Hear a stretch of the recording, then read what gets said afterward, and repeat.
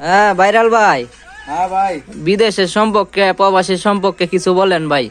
মানুষ তো আসতে চায়, অনেক মানুষ, নতুন মানুষ সৌদি আরবে। ভালো একটা কথা তো উড়ে বসি বেয়াদবি মাফ করবেন।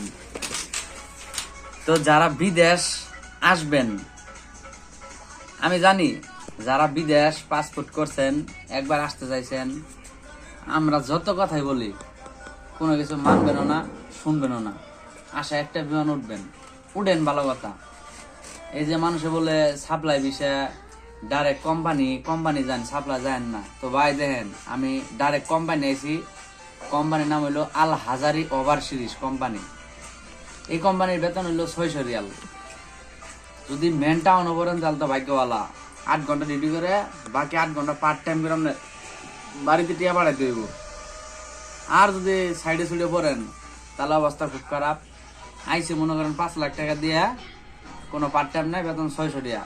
এইবার বাড়িতে দিয়েছি 6000 টাকা। ভাই বিশ্বাস করবেন না। তো যারা ঢাকা এজেন্সি, আপনারা ওখানে যোগাযোগ করেন। এজেন্সিরা কখনো মিথ্যা বলে না, এবং কি ওরা টাকা আপনার মেরে খাবে না কখনো। কাকলি বানানি আছে, ফুলুটা, ওর ওখানে এজেন্সি আছে, নাম হলে আবু কালাম, 8 আপনারা ওখানে যান।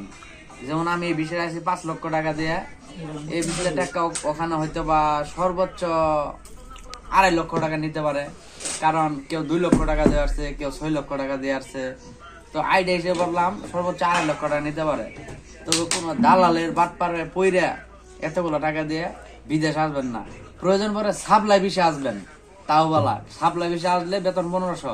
আপনি যদি 1 বছর 1500 টাকা বেতন পান, তা আপনি চালানো উঠে যাবো। এই কোম্পানি ভিতরে থাকলে আপনার 1 বছরকে 3 বছরও চালানো উঠবো না। সাপ্লাই বিষয়ে আসবেন, কাম না, এটা কোম্পানি বুঝো, কিন্তু আপনার কাম দিব, আপনার দেশও বাড়াই দিব না। সাপ্লাই আসবেন, কিন্তু কোম্পানি বিষয়ে কেউ আইসেন না।